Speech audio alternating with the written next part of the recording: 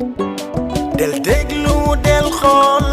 Feeling Dakar site bi lay jox information yu leer. ayca salaamaaleykum chers internautes de Feeling Dakar ñu ngi leen di nuyu ku ci nekk ci turam ak santam di leen jaajëfal bu baax a baax di am mbégte nag ak contentement ñëw ak yéen ci seen émission bu bees bi nga xam ne moom mooy Daf May Dal ci seen premier numéro alors ma ànd ci ak Feuz ñu war ci waxtaanee lépp loo xam ne wax dëgg fa yàlla nekk na ay info rawatina ci showbiz bi tey nag ñi ngi war a waxtaanee lu am solo balaa ma ciy dugg damay bàyyi ki nga xam ne moom mooy Feuz mi nga xam ne moom laay àndal ci émission bi mu nuyonteeg internetu Feeling Dakar comme ça ñu daal di dugg ci li nga xam ne moom mooy yaatal yi ay ci Feuz mu ngi noonu jërëjëf Doudou salaamaaleykum mbokk internet yi nuyu nañ leen yéen ñi nga xamante ni yéen nañ safoo duñu bàyyi xel à chaque fois rek nee naa leen yéen lañ fi toogal ba tax na nag comme Doudou nu mu leen ko waxee rek dañoo daal di andi émission bu bees tàkk boo xamante ni mu ngi tudd Daf May Dal Daf May Dal nag lu mu ëmb dafa daal di bëri comme nu mu ko waxee rek lépp loo xamante ni actualité la dinañ ko ci waxtaanee rawatina li nga xamante ni moom moo di wàllum showbiz bi balaa may xuus rek damay bàyyi Doudou moom mu daal di wëyal. ayca moo ngi noonu dañuy waxtaanee lu jëm ci wàllu showbiz bi Feuz waxtaanee lépp loo xam ne actualité la li nga xam ne artistes yi andi nañ ko muy lu bees et tout actuellement nag ku nekk xam na ni ki fi nekk mooy Sidi Diop ak King Baba yow moom personnellement yow da nga bëgg Ngaaka Blindé personnellement bëgg Ngaaka Blindé temps yow Ngaaka Blindé moo xew temps moom koo dégg rek mu ngi la naan King Baba waaw ñëpp jigéen ñi sax léegi xameetuñu ni que jigéen queen la waaw King rek en fait li ko waral mooy Baba dafa def benn liggéey bu extra def benn affaire boo xam ne wax dëgg fa yàlla actuellement mérité na lu nekk mérité na ay encouragement mérité ay félicitations ba tax na moom la ñuy waxtaanee tey ak ki nga xam ne moom mooy Sidi Diop parce que gis nañ deux dernières semaines yi ñu génn TikTok bi ñoom ñoo ko lëmbee Instagram bi ñoom ñoo ko lëmbee Facebook bi ñoom ñoo ko lëmbee ak son boobu noonu muy maa ko yëngal voilà maa ko yëngal nekk son boo xamante ne mu ngi ko génnee woon Doudou mooy soirée bi mu defoon ba mu amoon ay coow ak yooyu noonu après amoon na beneen soirée bi mu organisé waatoon ci la andi waawatoo woon son boobu nag daal di koy dajji mu bees tàkk mu daal di yëngal àdduna bi nag muy yëngal maa koy yëngal moo tax TikTok beeg réseaux sociaux ñëpp ñu ngi yëngal ndax Sidi Diop xale bi daal rek la woon bëggoon naa aussi ñu waxtaan ci li nga xamante ne nii moom mooy son boobu li ko sabab parce que aussi boo xoolee Sidi Diop dafa génn ci problème bi mu amoon ci soirée boobu noonu ñu doon wax que ni Wally moo ko yàq et tout alors mu jóge foofu defaat beneen soirée boo xam ne dafa indi yëngal bi te boo dégloo paroles yi nga xam ne moom la indi ci chanson bi mu ngi naan ennemi maa koy yëngal yàlla buy taw ngay fobeere sa doole moo ciy jeex yàlla noppi na ba pare loolu nag nga ko mën a décortiquer bu ñu jógee ci loolu nag doog a dugg ci TikTok yi nga xamante ne nii tiktokeurs yi ak tiktokeuses yi def nañ ko jëmale ko ci chanson Sidi Diop bi doog a dugg ci Ngaaka Blindé alors loolu nan nga ko interpréter en fait Doudou man loolu ni ma koy interpréter mooy ni que dafa simple mooy moom kii ndur sax Sidi Diop nekkul ni que dafa génnee son bi pour indexer qui que ce soit c'est vrai que am na coow bu fi jot a xew et tout ça mais ba tey jii nii Sidi Diop ak Wally Seck ñoom ñaar démb la tey soog a ñëw kon nit ñi dañoo war a maandu ci seen diggante Sidi Diop nag son boobu noonu dafa nekk son boobu te dafa neex dafa koy am son dafa am sens ay paroles yi boo ko déggee dafa nekk loo xamante nit ñi à chaque fois moom la ñuy dund parce que da ngay nekk ak benn Doudou benn Feuz boo xamante ni tey mu gis Doudou di avancé moom avancement wu Doudou di def noonu moom neexu ko xam nga mu day jéem a nekk di yàq deru Doudou di yàq fii di yàq fële xam nga te loolu tamit dafa nekk loo xamante ne naa te dañ koy gis say fii si dëkk bi nañ waxante dëgg dañ koy gis fii nii da ngay gis koo xamante ni benn ndaw boo xamante ne mu ngi nekk si yoonam day ñëw xëy solu sañ sa affaire yooyu nga ne kii jaay taar la wala kii day jaay lii day jaay laa bu fekkee jigéen la ngay gis ngay dugg di génn ñu ne kii nañ ma bàyyi terme bi cagalaak nangam ak sàngam xam nga Sénégal dafa nekk loo xam te ni soxorante bi ak iñaanante bi ñoom ñoo utal seen bopp ay noon de am na ñoo xam ne ñoom ñoo utal seen bopp ay noon mais fii nii ñi le plus souvent ñi ngay gis ñi nga xam te ne ñoom ñoo utal seen bopp noonu mooy ñii di nekk si réseaux sociaux yi ay def statut fii yow foqoo bënn kenn xamula ay def nga toog dugal sa statut naan sama noon waaw naan ay sama noon nag yërëm naa maa yërëm samay noonu wala kii mais woy son bi nga xam te ne Sidi Diop woy na ko nekk fa nekk son boobu dafa am sens parce que boo ci dégloo voilà boo ci dégloo da ngay jël ay paroles dafa waral ay gaaf waaw tombé dafa waral ay gaaf parce que son boobu noonu man soirée boobu man maa ngi fa woon teew kon exclusivité son bi man amoon naa ko tu vois donc moom Sidi Diop nekk na son boobu moom wax na ko sax nee na dama leen di may single boo xamante ne nii lañ ko enregistré effectivement ñoom bañ ko enregistré single bi yàggul parce que su fekkee juum ma dafa ne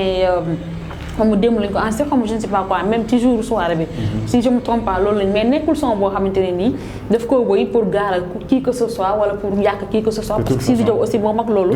nekkuñu fii aussi pour défendre Sidi Diop wala gi mais dañuy xool la nga xamante ne logique la Sidi Diop xale la ndaw la dafa nekk si yoonam comme keneen nu mu nekkee ndaw nekk si yoonam war a liggéey war en plus et détail aussi xam nga baaxul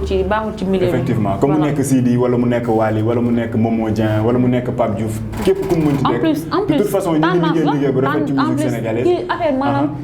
genre coow yi duudu mënul ñàkk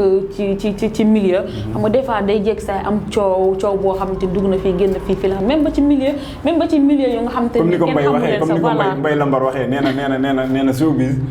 daf cee taamu mu am coow kii di xëccoo fii naan maa dàqaway kii xëccoo fii naan maa dàqaway loolu day tax showbiz neex te showbiz lii la buñ ne show bon dafa war a am show non donc warul sedd mais nag ci kaw show bi yëpp ci kaw tàngoor bi yëpp ci kaw neexaat bi yëpp nañ xam ni gars yi duñu ay ennemis en fait ku ci nekk rek da nga am sa public boo xamante ne ni yow yaa ko moomal sa bopp voilà donc Sidi Diop di tëgg fii Wally di tëgg fële terewul léppay neex na gars yi xam ne ñëpp ñoo bokk li ñuy def ñëpp ñoo bëgg li ñuy def parce que ñëpp ay sénégalais lañ te ñëpp ay sénégalais la ñuy bëggal donc ñu wax ci li nga xamante ne moom mooy TikTok yi nga xamante ne tiktokeurs yi ak tiktokeuses yi def nañ ko dugal ko ci biir réseau bi alors mu gën a fës ci ñi nga xamante ne ñoom ñoo gën a fës la ci tiktok yi ñi nga xam ñoo gën a rafetlee ci sound Sidi Diop bi donc fës ce qu'on va faire dañuy bàyyi ñu xool 4 à 5 TikTok yoo xamante ne nii ci sound Sidi Diop bi la après ñu ñëwaat fii nii waxtaanaat ak yéen ci li nga xamante ne moom mooy Ngaaka Blindé n'oubliez pas que yéen a ngi ci seen émission bu bees sax daf may dal alors daf may dal ma ànd ceeg Feuz donc dañuy seetaan TikTok yi ñëwaat vite fait waxtaan ak yéen ci Ngaaka Blindé après clôturer ay ca Feuz ñu dem te ñëwaat yàlla buy daaw ngay fa beere saa doole mu ci jeex noppi na ba pare yëngal ennemi maa koy yëngal fipp laa ma ne yàlla buy daaw ngay fa beere saa doole mu ci jeex noppi na ba pare yëngal ennemi maa koy yëngal fipp laa ma ne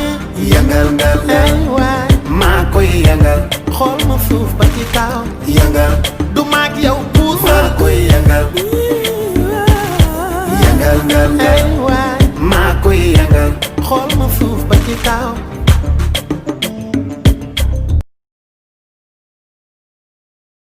yàlla buy daaw ngay fa beere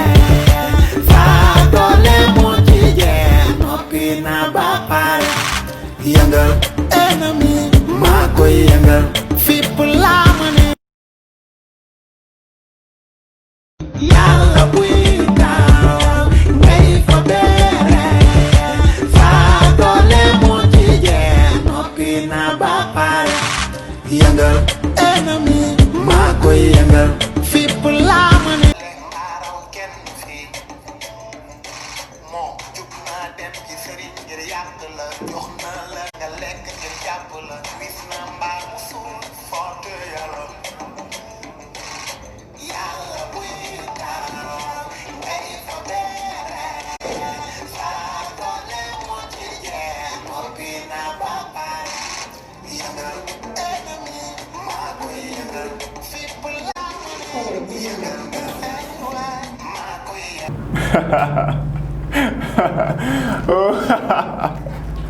ayca moo ngi noonu gis ngeen li nga xam ne moom mooy TikTok yi TikTok yi wax dëgg fa yàlla nekk na ay TikTok yoo xamante ne di nga ci jëlee xol bu neex di nga ci jëlee bànneex di nga ci jëlee tamit man am na ay sound yoo xamante ne nii ci TikTok bi laa koy découvrir laa koy déggee. doo ko dem xooli kan moo ko way. en fait Doudou en plus TikTok sax dafa nekk loo xamante ni xam nga tey jii réseaux sociaux yi am na côté bu positif am na aussi comme côté bu négatif. mais bu ñu jëlee réseau social bi di TikTok nekk na loo xamante ni man pour man dafa am sens.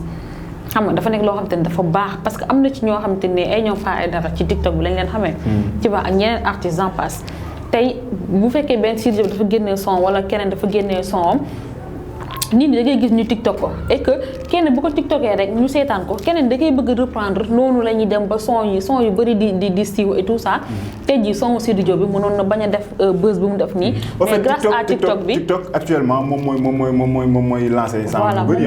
parce que comme li ma la wax rek man am na sound yu bëri yoo xam ne. voilà même waa am na keroog son bu ma la doon laaj muy fayal bor bi. fayal bor bi El Menemo voilà parce que man xaw ma woon sax kan moo ko woy mais dama gis TikTok bi rek gis benn gel bu ko def. ma dégg mu neex ma dégg ko muy wax fayal bor bi et tout ça là mais man xaw ma ban artiste moo ko woy et tout ça après si laa la laajee nga ni ma El Menemo xaw ma moom moo ko woy mais TikTok dafa nekk lu nga xamante ni vraiment dama gis ni que c'est dafa am aspect bu am importance bi si nekk mais malheureusement nag am na ñu koy commencé di ko yàq xam naa loolu après beneen thème la ñuy jël peut-être semaine prochaine incha allah wala beneen kii ñu waxtaan si voilà laataa ñuy dugg si en fait groupe boo gis am na ay brebis galeuses ñoo nekk ñi nga xam ne ñoom ñooy yàq TikTok bi donc bu ñu jógee ci Sidy Diop dañuy dem ci ki nga xam ne moom mooy Ngaaka Blindé King Baba alors ñu dugg ñu seetlu naa su ma nee King Baba rek nga ñu reetaan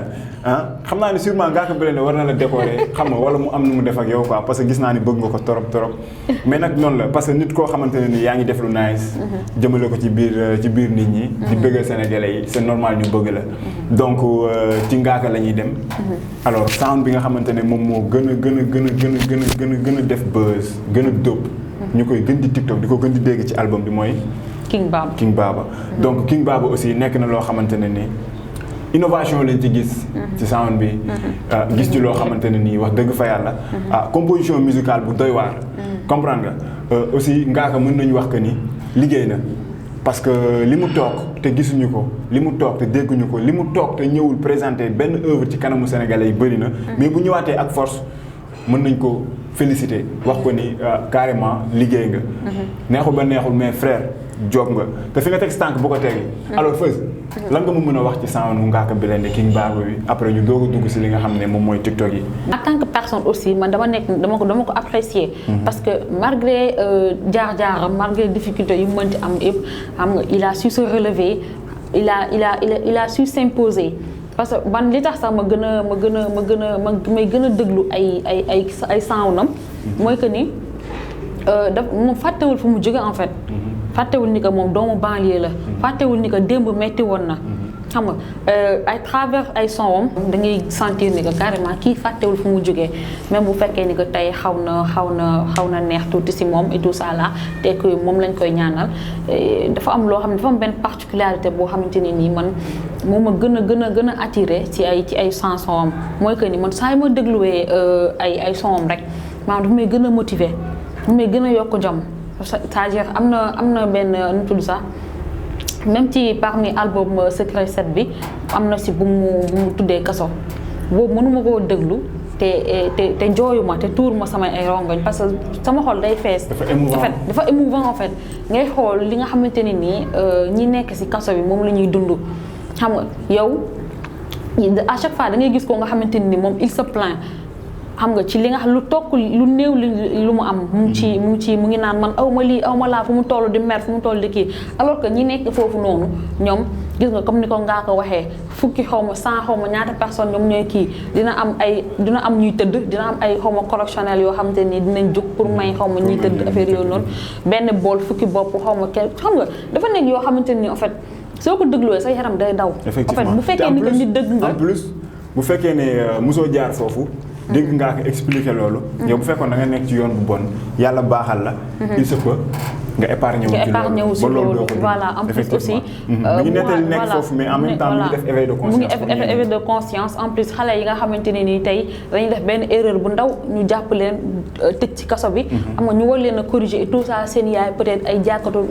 table lañ wala ay xam nga ay nekk di fobeere et tout ça là seen loxo doole jotul seen ginnaaw naka la ñuy jëlee avocat. ñoom tout ça mu nekk ay yoo xamante ni c'est très émouvant. vraiment Ngaaka daal franchement j'ai rien à lui dire dire lu dul. chapeau à lui daal franchement di ko ñaanal rek lépp loo xam te ni mu ngi koy séntu ci carrière am et que suñu borom defal ko ko moom ak yeneen artistes franchement. ok bon Ngaaka moo ngi noonu en tant que chroniqueuse en tant que sa fan moom moo doon wax non dama doon wax en tant que chroniqueuse. non yow mais ñëpp xam nañ ni Ngaaka moom sa biir xol. yaa may jaxase ak yeneen artistes sa biir xol nga ko def ça c'est sûr mais bon ce qu'on va faire. puisque décortiquer nañu Ngaaka ba pare dañuy dugg ci TikTok bi.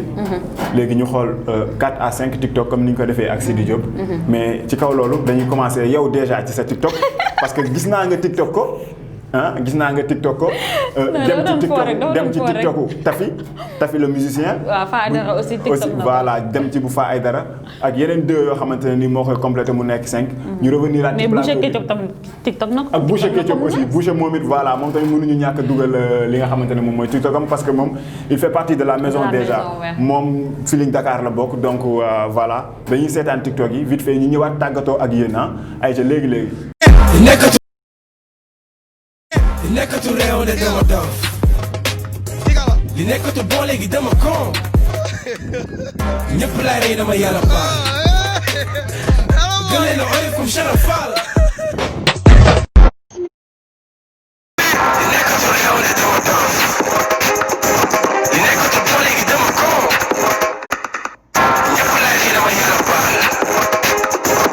gën leen a oyof comme Chara Fall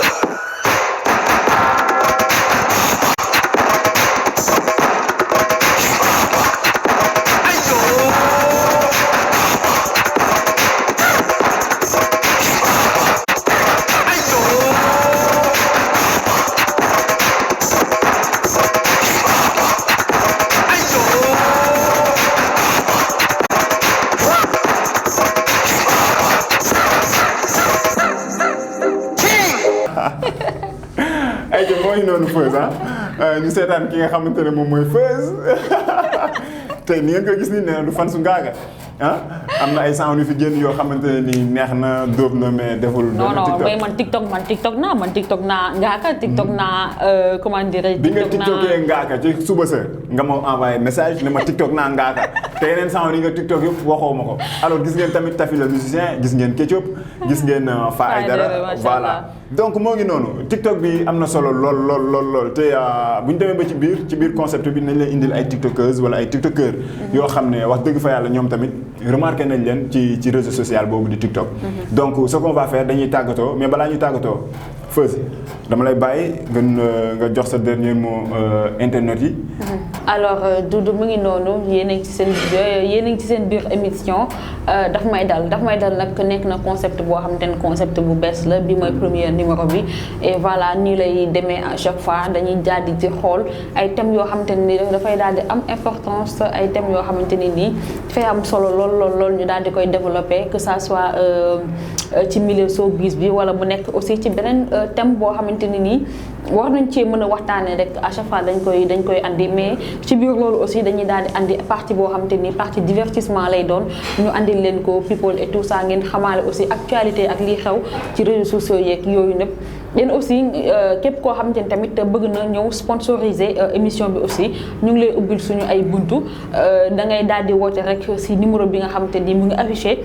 ci écran bi Doudou. comme ça bu si wootee rek ñu mën a xool naka la ñuy def et tout ça là pour partenariat bi ak lépp loo xamante ni wàllum pub la et tout ça. daf may dal ci Feeling Dakar alors bi moo nekk premier numéro bi comme ni ko Feuz waxee. premier numéro bàyyi nii li mooy concept émission bi dinañ dugg ci TikTok bi xool li nga xamante ne moom moo gën a def buzz xool vidéo yi nga xam ne ñoom ñoo nekk au top ñu indi leen ko décortiquer ko waxtaan aussi ci sortie album sortie single sortie vidéo bi nga xamante ne bees na. Feuz la woon ak Doudou sur Feeling Dakar ci émission bu bees tàq di daf may dal alors balaa ñuy tàggatoo nag dañuy nuyu képp koo xamante ne nii yaa ngi ñuy seetaan ñi nga xamante ne nii yéen tamit da ngeen a fidèle ci Feeling Dakar ma leen di wax ngeen yokk seen i abonné bu ko defee lépp loo xamante ne dugal nañ ko ngeen mën ko gis te bu leen di fàtte di bës ci cloche de notification bi. émission baa ngi nii dee leen ko xaar à chaque fois bu mercredi jotee ci 15h fii ci Feeling Dakar di leen ko xaar jaajëf à Big Mo borom Hermao shop rue 15 ma koy jaajëfal bu baax a baax a baax ay ca ñu jox leen rendez-vous beneen yoon ci leneen ak leneen ak leneen fii ci Feeling Dakar ci Daf May Dal jaajëf. Feeling Dakar yaa ngi Feeling Dakar di nga am info yu leer ci people et sport politique Feeling Dakar yaa ngi Feeling